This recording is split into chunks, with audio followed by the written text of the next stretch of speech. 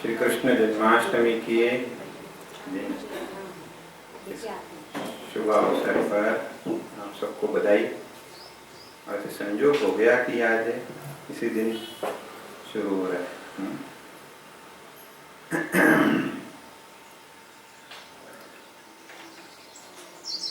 मनुष्य के जीवन में सबसे पहले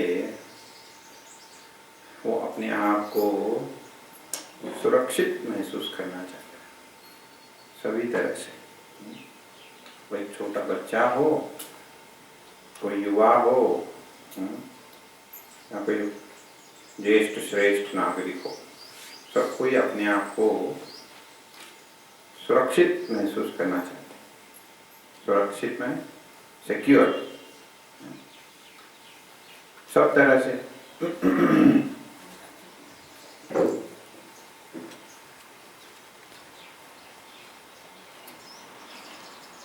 शेल्टर रहने के लिए,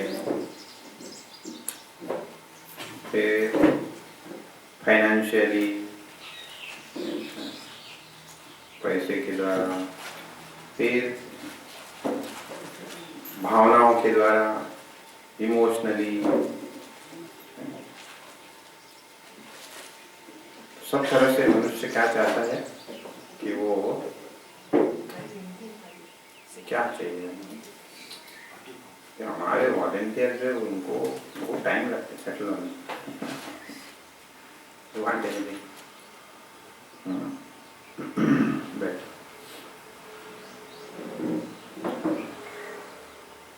यहाँ बैठने में भी सबको सुरक्षित चाहिए होता है। सब कुछ चाहिए बराबर, सीट बराबर होनी चाहिए, किताब होनी चाहिए, आवाज आनी चाहिए। फिर एक बार सुरक्षित हो गए, जैसे आप किसी नए शहर में जा रहे हो, तो वहां जाने के बाद पहला प्रश्न आपके मन में क्या आता है? सबसे पहले मैं कहाँ रहूंगा, वेयर इज माय प्लेस, तो बंदोबस्त किधर किया है। ट्रांसफर हो गया, कोई नया नौकरी मिल गया, सबसे पहले वो क्या सोचते हैं? मैं कहाँ रहूंगा, दोस्त के यहाँ रहूंगा कि गेस्ट हाउस में रहूंगा कि मेरा घर होगा अपना। सबसे पहले प्रश्न मन में आता है सुरक्षित हो जाऊं मैं, पहले सेटल हो जाऊं। अच्छा, जैसे ही वो हो गया उसके बाद दूसरा प्रश्न मन में क्या आता है कि मैं अभी क्या क्या कर सकता हूँ। पिक्चर देख सकता हूँ, खाना खा सकता हूँ, दोस्तों से मिल सकता हूँ, अपने जीवन में आनंद कैसे प्राप्त कर सकता हूँ।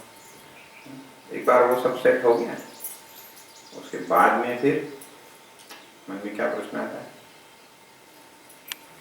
कि मैं क्या क्या आनंद प्राप्त कर सकता हूँ, किस तरह के भोग।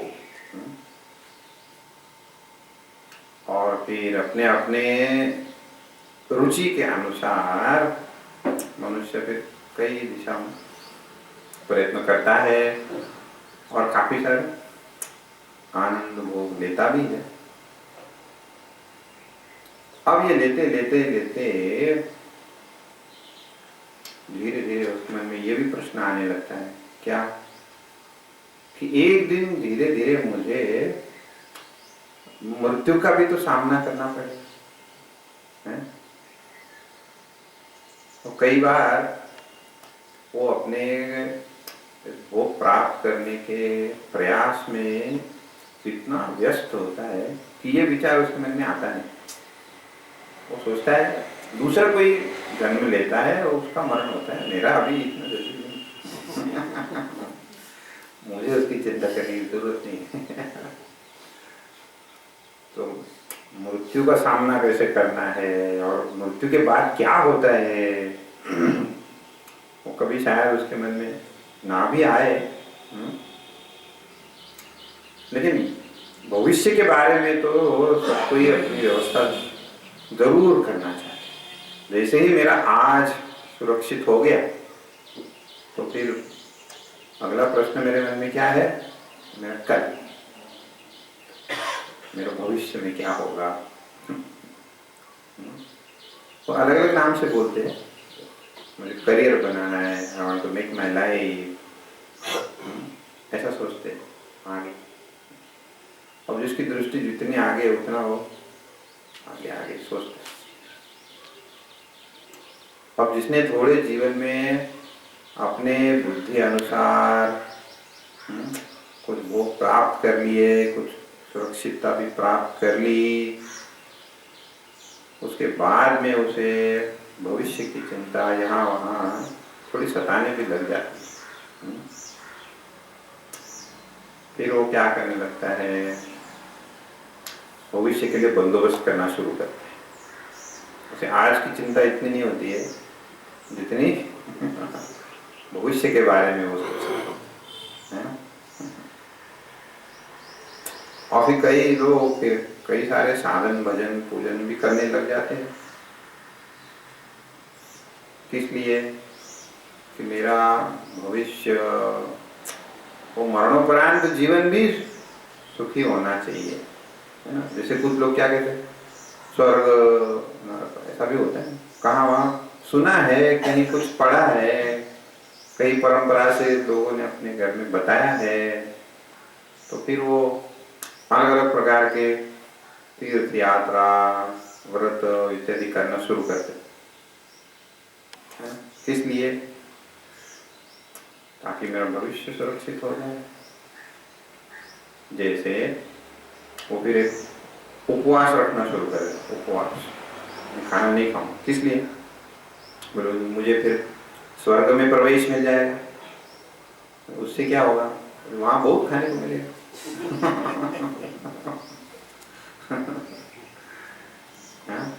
हाँ, जो पैसे बचाना शुरू कर देते हैं, किस लिए, ताकि मैं आगे चल बहुत पैसा खर्च कर।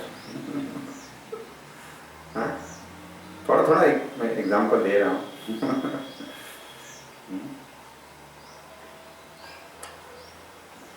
तो वो जानना चाहता है, क्योंकि वो कोई रोज की जिंदगी में उसकी कोई चर्चा नहीं करता है, तो वो जानना चाहता है कि आगे क्या होता है जीवन में,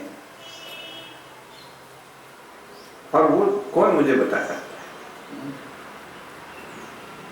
अब कुछ हद तक उसने अपने प्रयासों से, अपने कर्मों से जीवन में एक स्थान प्राप्त किया है, समाज में उसकी कोई प्रतिष्ठा है, समाज में उसका, उसने अपना कोई प्रॉपर्टी बनाया है, कुछ नाम कमाया है। बट वो देखता भी है कि जिन लोगों ने ऐसा नाम कमाया है, ऐसी संपत्ति कमाई है, वो अपने आंखों के सामने देखता भी है कि वो कहते सूरज पे से ढलता है धीरे धीरे। फिर एक जमाने के बड़े बड़े धीरे धीरे उन्हें कोई पूछता नहीं।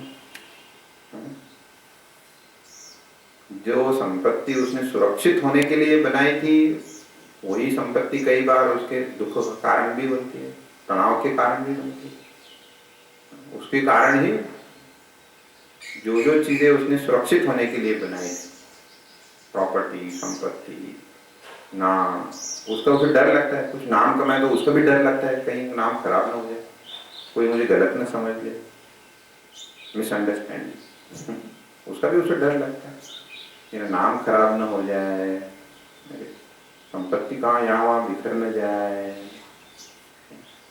और उसके आंखों के सामने वो देखता भी है कि जिसके द्वारा ये संपत्ति, नाम, कीर्ति, यश भोगा जाता है, वो मेरी इंद्रियां, वो भी धीरे धीरे अलार्म करनी शुरू कर देती, वार्निंग।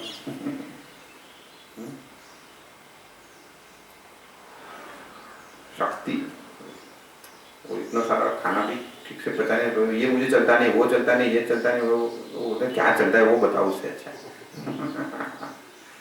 मुझे सिर्फ पानी चलता है, कैन ड्रिंक वाटर। खाना हजम नहीं कर सकता, ठीक से सुन नहीं सकता, ठीक से देख नहीं सकता। धीरे धीरे वो शरीर जो है वो भी क्षीण होने लगता है।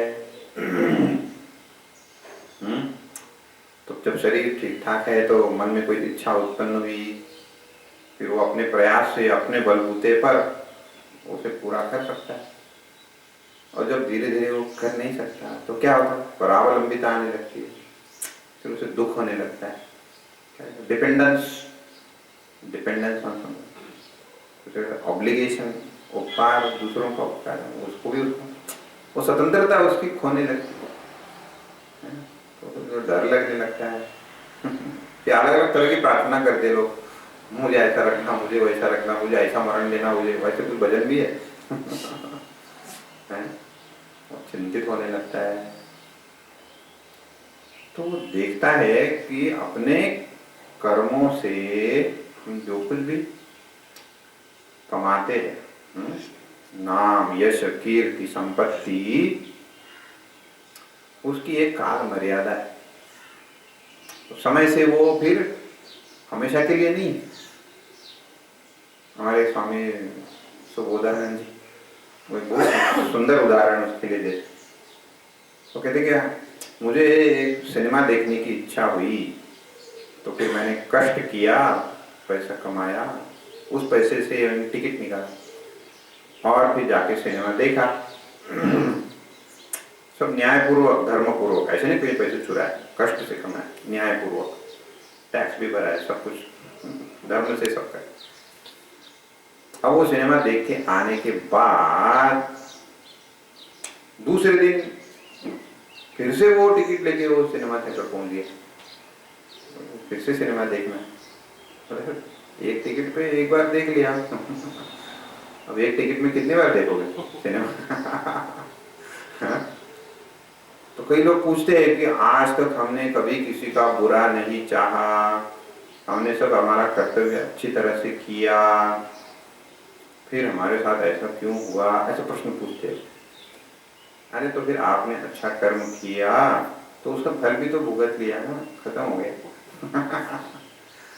हम आज सांस ले सकते हैं, हाँ, देख सकते हैं, हाँ, सुन सकते हैं, हाँ, हाथ पैर चल रहे हैं, बुद्धि भी चल रही है, सब। हाँ, तो किसका फल? क्योंकि कई लोगों को वो भी उपलब्ध नहीं है। तो हमने अच्छे कर्म किए तो उसका फल भी हमने भोग लिया, फिर अकाउंट में क्या है? जीरो। वापस कर्मों की ऐसी गति है कि आप करो तो पुण्य कमाया अच्छे कर्म, फिर पुण्य खर्च कर दिया, इनकेस्ट, हिंदी में क्या कहेंगे, खर्च कर दिया ऐसे। तो उससे कोई परिस्थिति, भोग के साधन वो सब कमा लिए, फिर क्या हो गया? जैसे आपने कुछ बैंक में पैसे कमाए, बैंक में रखे, वो बैंक में रखने से थोड़ी ना कुछ सुख होता है, वो तो खर्च करने से सुख होता है। खर्च करने से फिर दुख भी होता है क्योंकि वो कम भी तो होता है। कश्मकश उसको खींचा है। खर्च नहीं करेंगे तो अच्छा लगता है बैंक में देखने, लेकिन उससे फिर कुछ सुख भी नहीं होता है। तो निकाले खर्च करेंगे तो फिर आनंद होता है, फिर दुख होता है, अरे कम हो गया। तो कर्मों से जो हम पुण्य कमाते हैं उसकी अवस्था ऐसी है, वो हमेशा के लिए तो नहीं है। ऐसा कोई कर्म नहीं है कि आप एक बार कमाओ और फिर वो हमेशा के लिए। जिनके पास अपना घर नहीं है वो सोचते रहते कि हमारा घर बन जाए, हाँ? और जिनका हो गया वो फिर वो सोचते हैं कहीं इसके बेच के कहीं और न चला जाओ। अभी इतना अच्छा बढ़िया रखा है, इनको पता होगा फिर उसको कैसे मेंटेन रखना पड़ता है। ऐसे ही बना के छोड़ दिया, ऐसे थोड़ी चलता है। तो उसको प्रसन्न, अच्छा, आनंद देने वाला अगर रखना है तो रोज उसके लिए रोज काम करना पड़ता है। ऐसे थोड़ी है कि एक बार बना के छोड़ दिया, एक बार कार लेंगे तो बढ़िया हो जाएगा। फिर रोज उसमें पेट्रोल भरना पड़ता है, फिर उसको सर्विसिंग करना पड़ता है, पंक्चर निकालना। और जिसके पास नहीं है वो मस्त घूमता है आपकी तरफ देखता है, क्योंकि आप पढ़े हुए वहाँ पे पंक्चर है, कोई मिल नहीं रहा है। और जिसके पास नहीं है वो मत देख रहा है आपकी तरफ। है कि नहीं? सो कर्मों से जनित जो प्राप्ति है, वो हमें आनंद तो देती है, सुख भी देती है, और साथ साथ में वो लटका भी देती है कि नहीं? किसी का कोई और मत है इसके बारे में? दो मत आप सब अनुभवी लोग हैं। जो जो सोच के आप जहां जहां तो मनुष्य ढूंढते रहता है ऐसा कौन सा कर्म है जिसमें कम से कम कर्म करूं और ज्यादा से ज्यादा फल मिले। हाँ? वो खेती बाड़ी करने वाले, बिजनेस करने वाले सब सोचते रहते कम से कम लगने में ज्यादा से ज्यादा कहाँ मिलेगा। तो पढ़ाई करने वाले भी सोचते हैं कौन सा करियर मैं बनाऊं, कम से कम जिसमें पढ़ना पड़े और अच्छी चीज 80-90 लग जाए और ऑफिस में अभी जाना पड़े और घर में पैसा है, ऐसी कोई नौकरी है क्या घर में बैठ के कर सकते। हमेशा सब सोचते रहते और जितना वो ज्यादा शॉर्टकट लगाने की कोशिश करते उतना ज्यादा ही फंसते। सोचा था ऐसा ही करके हो जाएगा, लेकिन देखते देखते ऐसे फंसते रहते हो कर्म में, है कि नहीं। रमन महर्षि करते हैं अपने उपदेशार ग्रंथ में, कृति महोदधौ पतन कारणम। कृति माने कर्म कैसा है, वो एक समुद्र की तरह है, आप उसमें अंदर खोते ही जाते।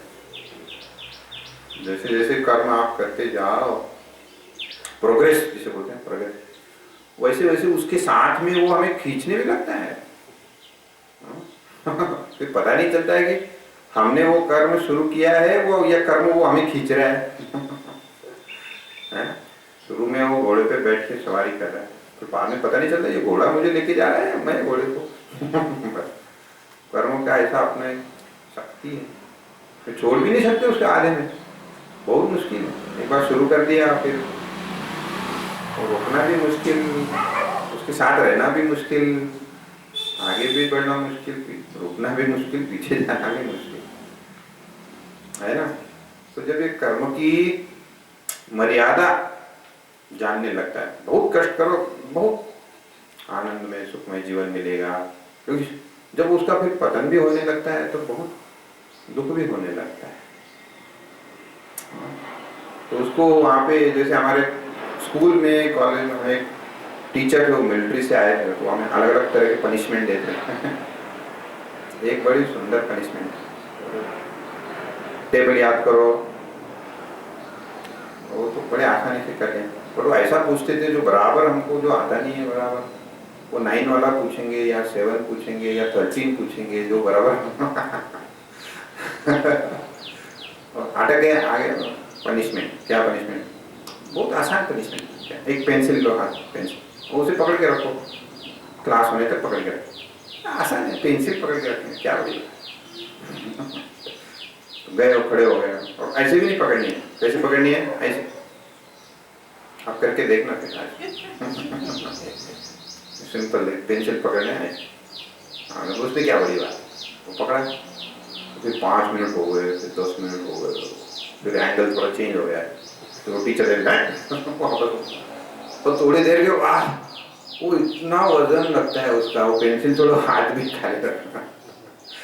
हाँ, तो हमारे कर्मों का ऐसा है, इतना सा करना है, छोटा सा ऐसा लगता है शुरू में, और फिर बाद में उसे बनाए रखना रोज।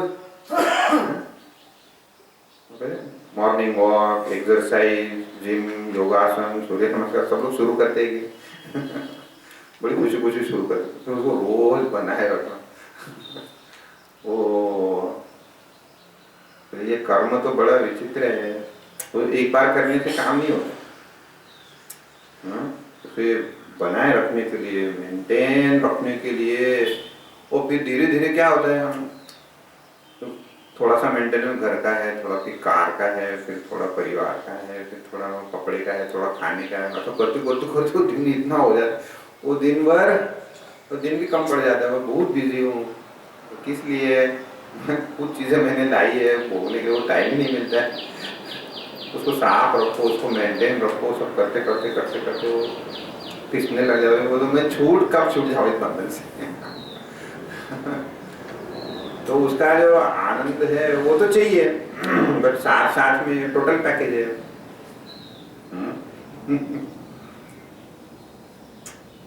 तो ऐसा कर्म वो ढूंढने लगता है कि जिसमें ये बहुत थकान ना हो, लेकिन वो आनंद मुझे मिलता है, वो ढूंढने लगता है ऐसा कौन सा कर्म है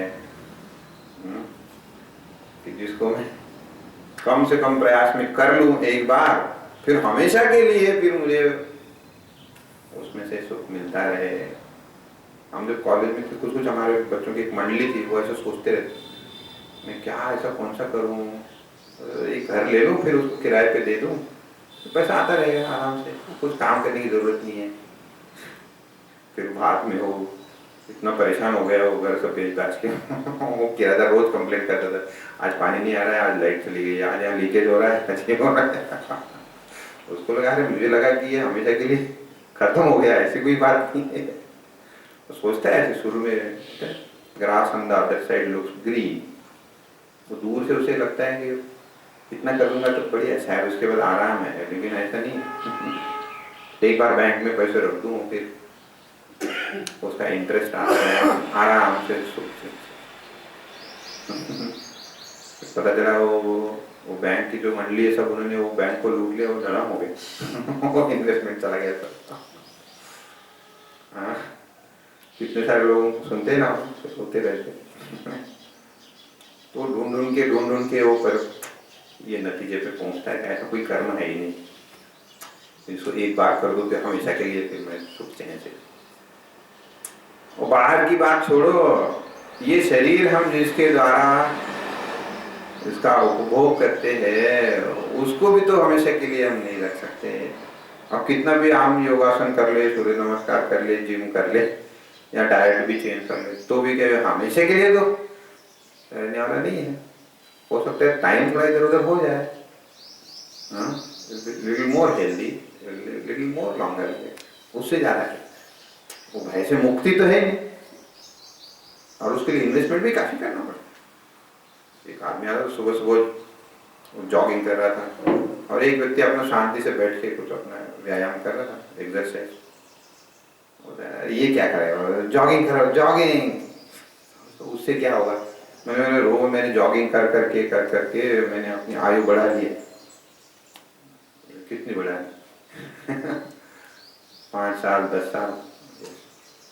जॉगिंग कितना करते हो, रोज सुबह 3 घंटे, शाम को 3 घंटे, बोले ये सब मिला दो तो वो उतने हो गया तो जितना टाइम आप इसमें कर रहे उतने टाइम में कुछ ज्यादा गेयर नहीं है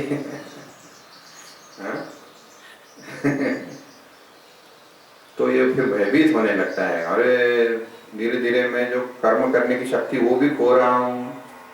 जब तक मैं कर्म करके वो प्राप्त कर रहा हूँ, मेंटेन कर रहा हूँ, तब तक तो अच्छा है। फिर अपनी आंखों के सामने दिखता है मेरा कमाया वो सब लोग इसको जिसको सौंपा है वही उसको गड़बड़ कर रहा है, ये ठीक से नहीं कर रहा है। सबको ऐसा लगता है कि मैं जिस तरह से काम करता हूँ वैसे दूसरा बराबर बिल्कुल नहीं करता। सबको ऐसा, वो ऑफिस हो, घर हो कोई भी काम हो, उसको ये बराबर नहीं करता। नया ऑफिसर अपॉइंट किया है, ही डजंट प्रॉपर। घर में भी कोई, मेरा लड़का मेरे जैसे नहीं करता, वो कितना समझा उसको बराबर करता ही नहीं। वो नई बहू आई, वो भी ठीक से करती हर एक को ऐसे लगता है, अरे क्या मैंने इतने मेहनत से कमाया है सब बिखर रहा है, बड़ा दुख होता है उसे, होता है ना। तो ऐसी कोई चीज है कि जिसे मैं पाकर फिर निश्चिंत हो जाऊं, तो ढूंढने लगता है ऐसी कोई चीज है, यहाँ वहां ढूंढने लगता है। फिर सत्संग में उसे पता चलता है क्या कि चिरंतन सुख, हमेशा के लिए सुख, अमरता, इमॉर्टलिटी, ऐसी कोई चीज है। शास्त्रों में ऐसा कहा है कि आपको भय से मुक्त करा सकते। कौन सा कर्म? बोले वो कर्म नहीं है क्यों? क्योंकि कर्म हमेशा मर्यादित होता है, एक्शन इज ऑलवेज लिमिटेड, तो उसका जो फल मिलने वाला है वो भी कैसे होगा, मर्यादित ही होगा। हम क्या चाहते हैं, अमर्यादित, इनफाइनाइट। कर्म तो हम इनफाइनाइट कर नहीं सकते। फिर तो ये कर्म से प्राप्त नहीं हो सकता है, ये कुछ जानने से प्राप्त हो सकता है।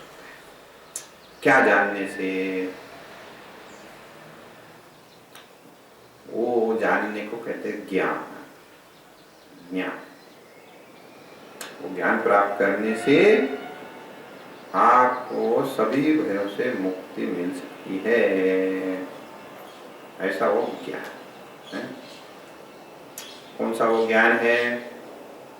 बोले वो ये संपूर्ण सृष्टि, मेरा जीवन और इसका सब नियंत्रण, इसके बारे में मेरे मन में बहुत सारे प्रश्न हैं। वो सभी प्रश्नों को समाधान करने वाला वो ज्ञान है। संपूर्ण जीवन में शांति और भय से मुक्त,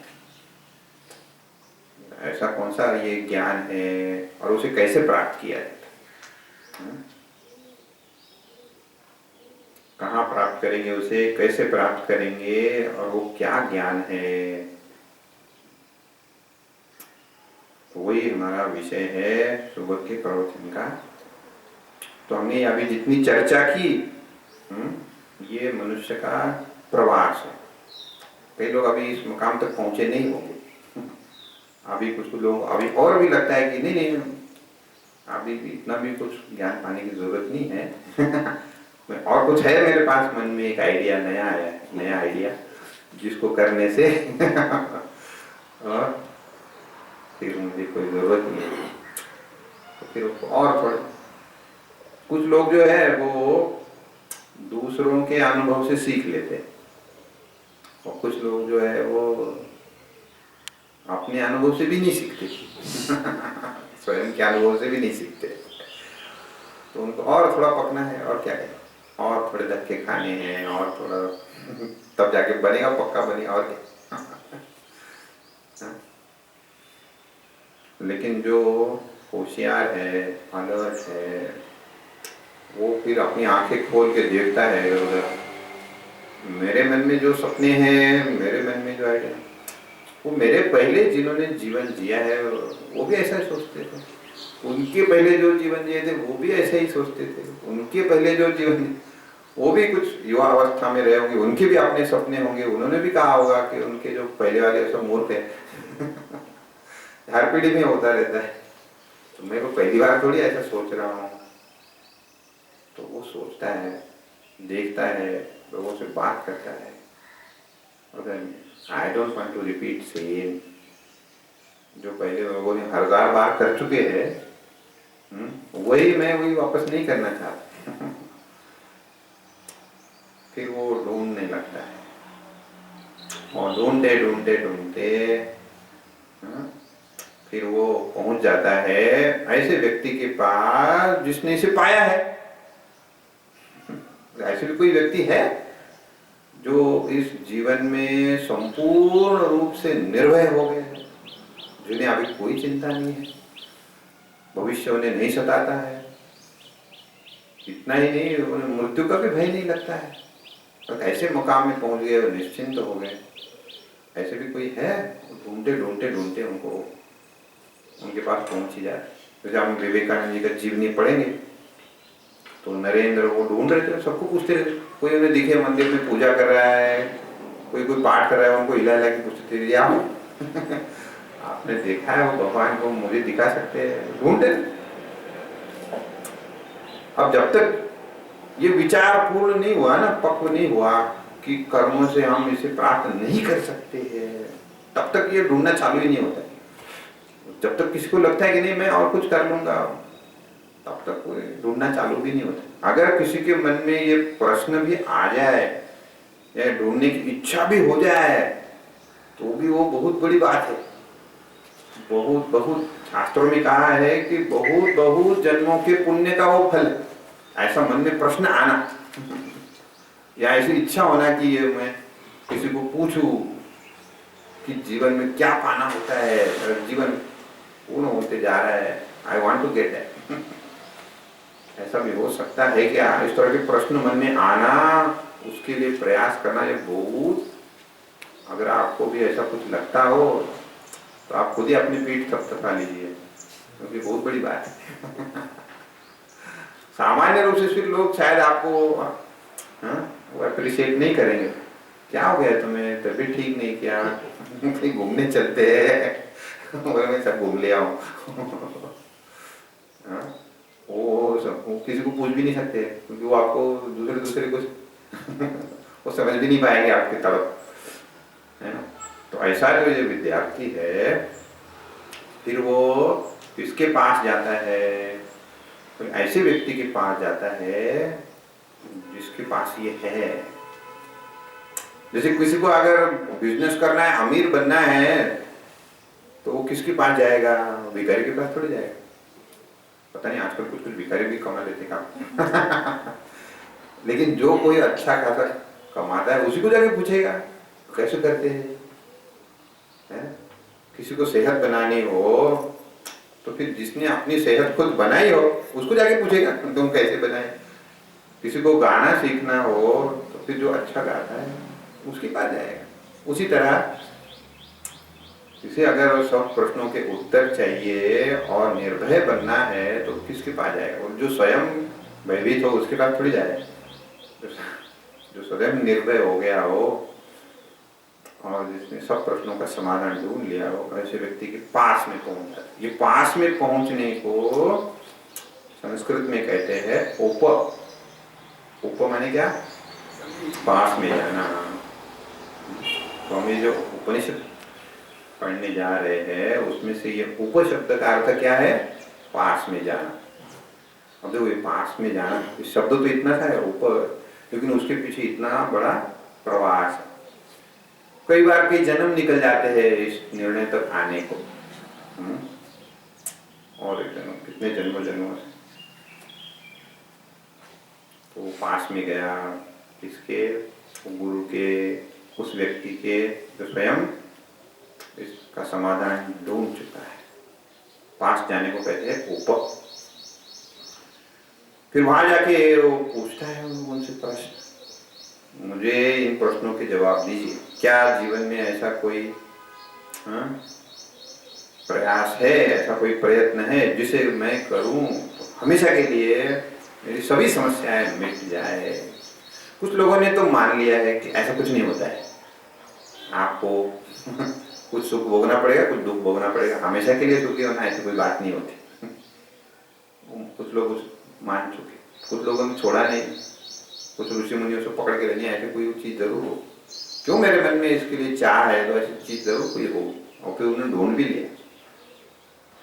तो जब वो उसके पास में गया तो फिर गुरु ने पूछा तुम उसके लिए क्या करने के लिए तैयार हो? अब कुछ भी, क्योंकि सृष्टि में जितनी भी चीजें हैं वो मैंने करके भी देख ली है और मैं देखता भी हूँ उसका भविष्य क्या है। अब मुझे उसमें कुछ इंटरेस्ट नहीं, आप बताइए क्या करना, मैं कुछ भी करने के लिए तैयार। बोले लेकिन उसके लिए वो सब जो जानना चाहते हो जीवन का सत्य, वो सत्य जानने के लिए तुम्हें कुछ खोना पड़े तो ये सत्य आपको पता चलेगा, लेकिन जो आपका जो बना बनाया खेल है सब कुछ वो शायद बिगड़ सकता है तो फिर आपको फिर भी जानना है कि वापस जाना है फिर तो फिर नहीं क्या बना बनाएगा, वैसे भी वो बिगड़ने वाला है। कितना भी आप संभालते रहो। मैं जो पुणे में पहली बार आया था तो पुणे में क्या देखना चाहिए, शनिवार वाड़ा उसका पहचान है पुणे, तो देखने गया, वहाँ पे गाइड था, वो मुझे बता रहा था वो शनिवार वाला यहाँ पे ये इतने मंजिल का महल था, इधर ये इतना सुंदर था। किधर है, आपने देखा है? अंदर से देखा है आपने? मुझे नहीं कुछ पत्थर पड़े इधर उधर वो बताते जा रहा था यहाँ पे ये महल था, उधर में किधर है अभी? वो था चलो बस हो गया। कुछ भी बता सकते थे हवा में यहाँ पे अभी तो कुछ नहीं है वहाँ। बड़े बड़े महलों की ये हालत है तो हमारे छोटे से फ्लैट और बंगले का क्या हाल होने वाला पता नहीं कुछ हाल है कि नहीं।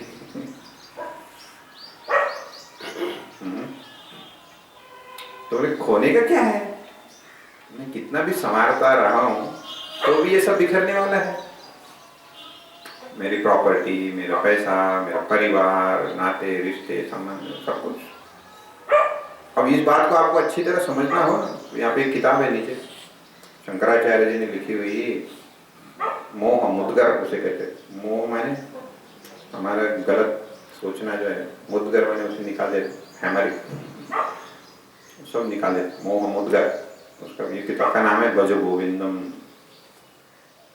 वो उसमें सब बताया हुआ है। उसे पढ़ने से क्या होगा, आपको कोई भ्रम नहीं रहेगा जीवन में, और फिर जीवन में कोई शॉकिंग न्यूज भी नहीं आएगा। No shocking news.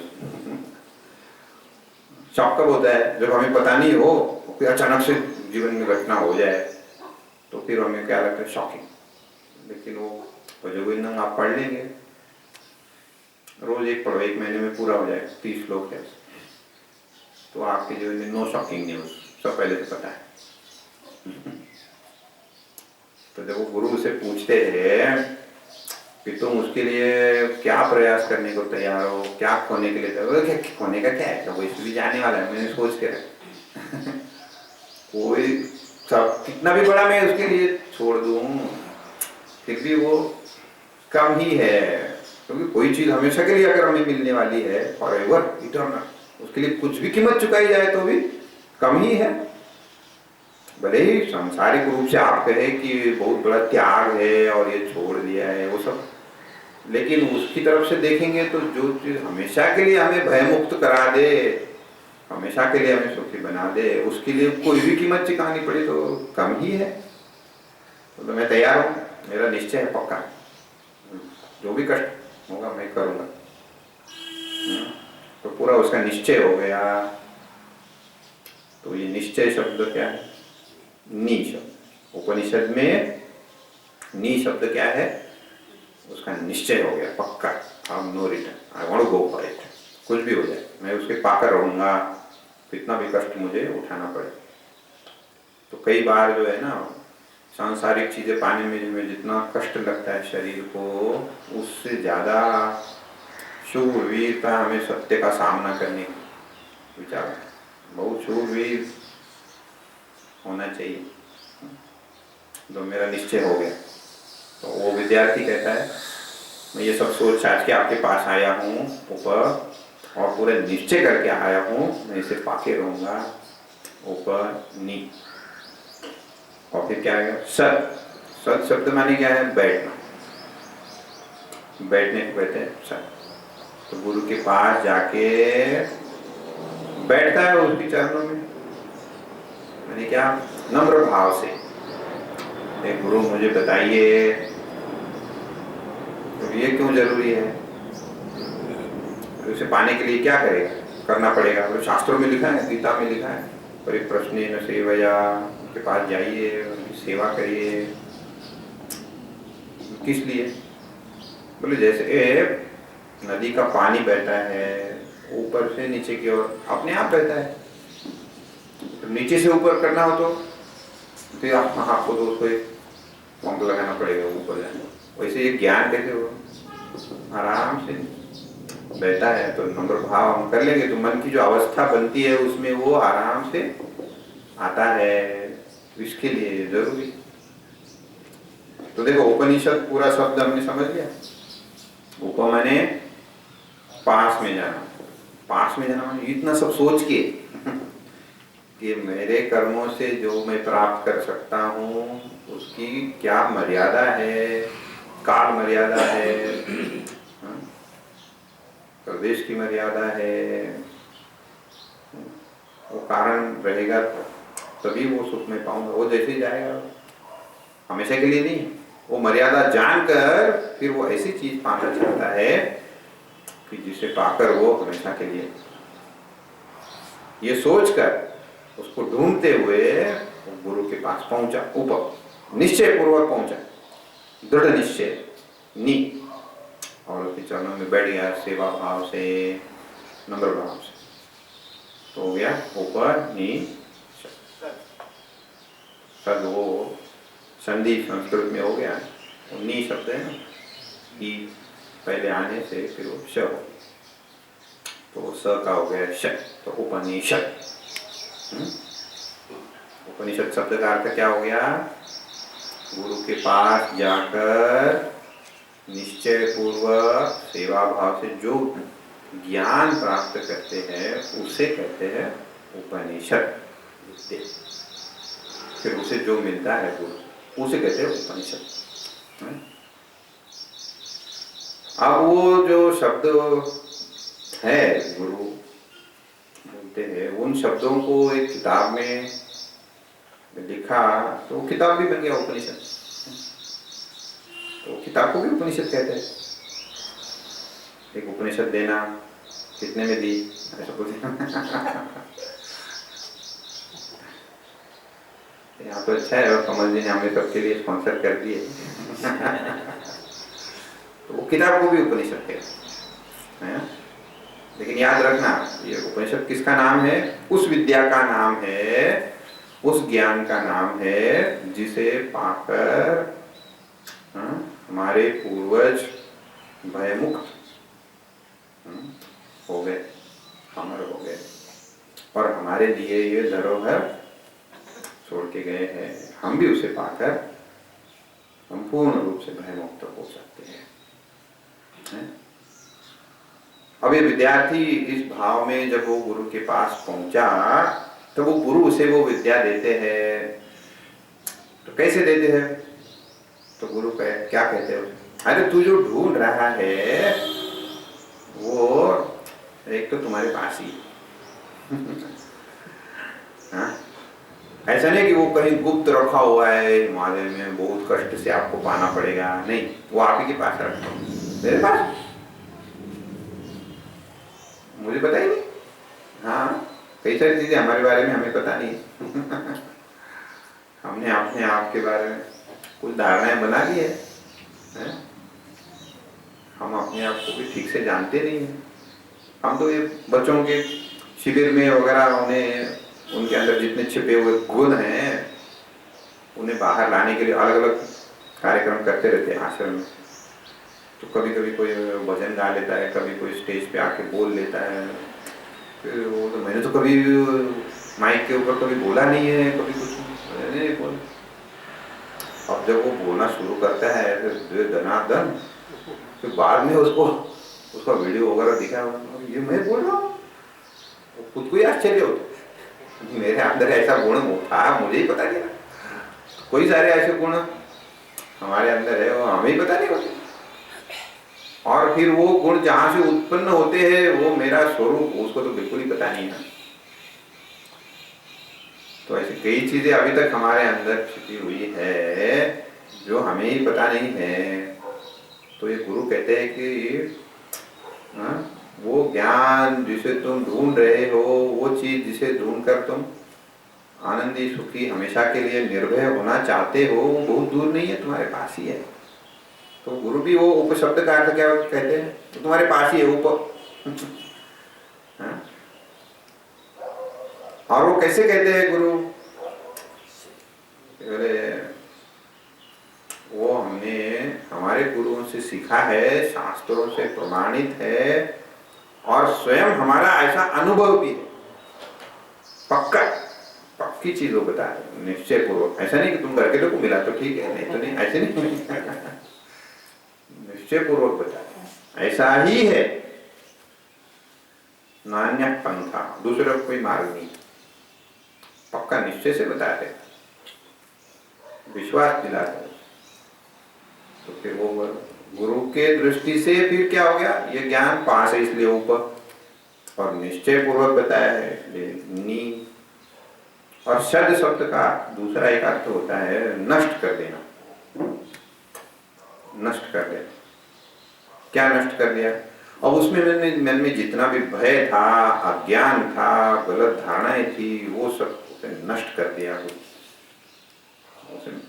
और उस पद पे उसको पहुंचा दिया जहां पे वो निश्चिंत हो गया, जिस चीज के लिए वो आया सत, उसमें उसकी स्थिरता हो गई, निष्ठा हो गई। तो गुरु की दृष्टि से देखेंगे उपनिषद शब्द का अर्थ क्या हुआ? वो ज्ञान जो हमारे पास ही है उससे हमारी पहचान करा दे। I will get introduce to myself, मेरी अपने से पहचान। इसलिए वो बहुत पास कहना भी, पास कहना भी उसमें दूरी लाएगा, इतना वो पास है ऊपर। निश्चय पूर्वक गुरु कहते हैं। और सभी उसके बंधन, बॉन्डेज, अज्ञान, इग्नोरेंस, भय, फियर, वो सबका नाश कर रहे। इसलिए शत, तो उपनिषद शब्द का अर्थ समझ गए। एक शिष्य की दृष्टि से उपनिषद शब्द का अर्थ और गुरु की दृष्टि से उपनिषद शब्द का अर्थ। तो ये जो विद्या है, ज्ञान है, उसे कहते हैं उपनिषद। अब ये आता कहाँ पे है? ये आता है वेदों में, वेद ग्रंथों में। वेद किसे कहते हैं उसके बारे में थोड़ा हम तो जानते हैं वेद किसे कहते हैं। 4 ग्रंथ है, लेकिन वेद शब्द का अर्थ होता है जानना, ज्ञान, टू नो। अब वेद और बहुत बड़े बड़े ग्रंथ है, हमने सुन के रखा है, इतना हम जानते हैं। नाम जानते हैं 4 वेदों के नाम जानते हैं? बताइए। यजुर्वेद, अथर्ववेद, सामवेद, ऋग्वेद, आयुर्वेद मत बोलना, और 4 वेद है। और इन वेदों में इतना ज्ञान का भंडार है, लेकिन हमारी समझ के लिए उसे विभाजित, क्या क्या है वेदों में, बहुत कुछ है, लेकिन उसे हम मुख्य रूप से विभाजित कर सकते। कैसे? बोले उसमें एक भाग है जिसमें कर्मों के बारे में बताया। कर्म, कर्म माने क्या? अलग अलग तरह के पूजा इत्यादि पौरोहित्य हम सब जो करते हैं ना, अलग अलग प्राप्तियों के लिए अलग अलग प्रकार के कर्म बताए हैं। जैसे हमने रामायण में सुना था कि दशरथ महाराज को पुत्र नहीं हो रहा, तो फिर उन्होंने क्या किया? पुत्र कामेष्टि यज्ञ का आयोजन किया। फिर वो पुरोहित सब आए, फिर उन्होंने वो यज्ञ और कर्मकांड बोलते हैं, उसमें जो लोग जानकार है, मास्टर है, उनको बुलाया, फिर उनकी सूचनाओं के अनुसार उसका आयोजन किया। फिर वो यज्ञ जब पूरा हुआ तब उनको प्रसाद रूप में मिला, फिर वो अपने रानियों को दिया। फिर उसमें राम, लक्ष्मण, भरत, शत्रुघ्न पुत्र हुए। ये जानते हैं ना, कथा आपने सुनी। तो अलग अलग प्राप्तियों के लिए अलग अलग कर्म उसमें बताए, बहुत सारे कर्म बताए, सब कुछ। जैसे आजकल सब क्या होता है, पुत्र नहीं हुए फिर डॉक्टर के पास जाते हैं, फिर वो टेस्ट का सोचते हैं, फिर और क्या क्या बहुत तरीके हैं। तो आज का ये यंत्र युग है, सब टेक्नोलॉजी, विज्ञान है। उस समय वो मंत्र युग था, वो मंत्रों से प्राप्त करते, वो भी विज्ञान है। और कुछ कुछ ही बचे हैं उसको जानने वाले, लेकिन है वो भी विज्ञान। तो बहुत बड़ा एक पोर्शन है उसमें, संपत्ति, स्वास्थ्य, ये सब प्राप्ति के लिए अलग अलग प्रकार के कर्म आज भी लोग करते रहते हैं, काफी सारे लोग हैं। कुछ लोग उसमें विश्वास करते हैं, कुछ नहीं करते, लेकिन वो विज्ञान है। तो कर्मों से क्या क्या प्राप्त हो सकता है, एक उसमें वो क्वेश्चन दिया कर्म। लेकिन सच में देखा जाए तो नहीं, उसको बिना पढ़े तो सब कुछ लोग प्राप्त कर लेते हैं, उसको पढ़ने की क्या जरूरत है? ध्यान से समझिए। तो ये विद्या जो गुरु कहते हैं कि तुम्हारे पास में ही है, तो फिर हमें वो मिलती क्यों नहीं? क्योंकि उसे प्राप्त करने के लिए हम अभी तक पात्र नहीं हुए। क्यों नहीं पात्र हुए? बोले कुछ कुछ दोष हमारे अंदर है। क्या दोष है? तो उसे कहते, एक कहते मल। मल माने डर, माने हमारे मन में विचारों के रूप में कुछ कुछ गलत धारणाएं हैं, उसे कहते हैं मल। दूसरा क्या है? बोले दूसरा है विक्षेप। विक्षेप क्या है? माने हमारे माइंड इज रेस्टलेस। रेस्टलेस माने क्या? अस्थिर है। अभी स्वामी जी रुकेंगे कि नहीं, 8 बजने पाए, वो नहीं रुकेंगे तो गड़बड़ हो जाएगी, फिर वो उनके पास गाड़ी है, वो तो देख रहे कि नहीं, मन अपना अस्थिर रहता है। हाँ? हमें स्थिर नहीं बैठने देता है मन। ये समस्या तो बहुत लोग, always my mind is very restless, कैसे उसको शांत करें, क्योंकि पकड़ में आता नहीं हो। हाँ? तो अलग अलग तरीके लोग करते रहते हैं उसके लिए, कोई ऐसा कोई नींद की गोलियां खाता है, कोई पिता क्या क्या करता रहता है। विक्षेप और आवरण, आवरण माने ढका हुआ है, कुछ चीजें उसको पता ही नहीं है। 3 प्रकार के इसमें दोष होता है। मतलब मैंने क्या, डर मैंने गलत धारणा है, कुछ पक्की हो चुके हमारे मन में, ऐसा ही होता है। किसने सिखाया आपको? नहीं, मैं अपना खुद ही सीख गया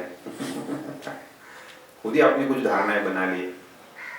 दूसरा क्या है? मन अस्थिरता, रेस्टलेस, उसको क्या कहते हैं? विक्षेप। तीसरा क्या है? आवरण, ढका हुआ है, कवर होता है। तो ये वेदों में क्या है?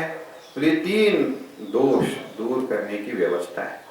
तो ये जो कर्म जो है वो एक तो है वो प्राप्ति करने के लिए, वो सचमुच में ये कर्म किस लिए दिए है?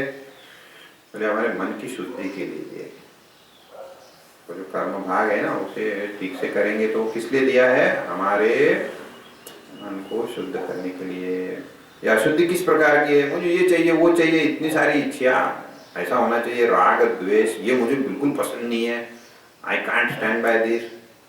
इस तरह के अलग अलग प्रकार की इच्छाएं, राग द्वेष। तो ये कर्म विधि पूर्वक करने से हमें उन राग द्वेषों से छुटकारा मिलता है, मन हमारा शुद्ध पवित्र होगा, विधिवत उसे करेंगे। और फिर दूसरा जो भाग है वेदों में उसे क्या कहते हैं? उपासना। उपासना की विविध, उपासना क्या है? बोले जो हमारा अस्थिर मन है उसे एकाग्र शांत बनाने के लिए उपासना करो। अलग अलग प्रकार की उपासना, कुछ कुछ आपने सुन रखी होगी, गायत्री उपासना लोग करते हैं, जप का, अलग अलग प्रकार की उपासनाएं होती हैं, जिससे क्या होता है? हमारा जो रेस्टलेस अस्थिर मन है वो शांत हो जाता है। फिर ऐसा शुद्ध और शांत मन जो है वो फिर ज्ञान पाने के लिए पात्र हो जाता है। फिर तीसरा जो भाग है वेदों में उसे कहते हैं ज्ञान का, और उसमें आता है उपनिषद। वो क्या करता है? तीसरा हमारा जो दोष है, आवरण जो ढका हुआ है, वो ढकी हुई चीज को खोल देता है, हमें उसके साथ परिचय करा देता है। तो जो ढकी हुई थी, जैसे बादल हट गए तो कैसे हो गया? सूर्य प्रकाश हो गया। तो फिर स्वच्छ रूप से हमें पता चल गया, पता ही नहीं था इतने, पता चल गया। तो मल विक्षेप आवरण, तीनों दोष हमारे अंदर, ये क्या है? मैन्युफैक्चरिंग डिफेक्ट है, क्या कर सकते हैं जैसे हम अपने आप को स्कूल में डाल के शिक्षित कराते हैं, उसी तरह ये मन को भी ये वेदों के द्वारा शुद्ध, सुसंस्कारित और ज्ञानपूर्ण बनाते हैं। तो इतने विस्तार से जो वेद है उसमें ये 3 विभाग है, कर्म, उपासना और ज्ञान। और ये जो ज्ञान पोर्शन जो है उसमें आता है ये उपनिषद। तो आज क्या हो गया? इंट्रोडक्शन। कल ये सब याद रखना। हाँ? मैं ऐसे तो नहीं कहूँगा कि मैं प्रश्न पूछूंगा, क्योंकि वो फिर गायब हो जाएंगे फिर वो लेकिन आपको अच्छी तरह लिख के रखना है, अच्छी तरह याद रखना। हमने आज जो देखा, उपनिषद शब्द का अर्थ विद्यार्थी की तरफ से, उपनिषद शब्द का अर्थ गुरु की दृष्टि से, और ये वेदों में क्या क्या है, और ये उपनिषद विद्या हमें कहाँ ले जाएगी, क्या प्राप्त कराएगी, उसे क्यों प्राप्त करना होता है, ये सब चर्चा हमने आज की। तो background, main picture will start tomorrow. ठीक है? तो सब लोग अपने पास नीचे हमने किताबें उपलब्ध कराई है, अंग्रेजी में, मराठी में और हिंदी में, तीनों भाषा में वो उपलब्ध है। तो सब उसे लेना और कर सबके हाथ में होनी चाहिए, क्योंकि हम एक श्लोक उसमें से पढ़ेंगे और बहुत सुंदर उपनिषद है। तो हम भगवान से प्रार्थना करेंगे कि हमारा निर्विघ्न रूप से ये ज्ञान संपादन क्रिया हो, इसलिए भगवान से प्रार्थना।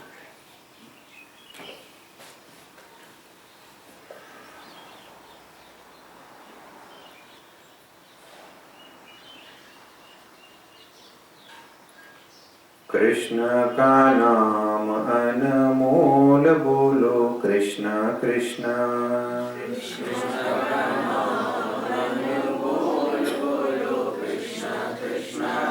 कृष्ण का नाम अनमोल बोलो, कृष्ण कृष्ण।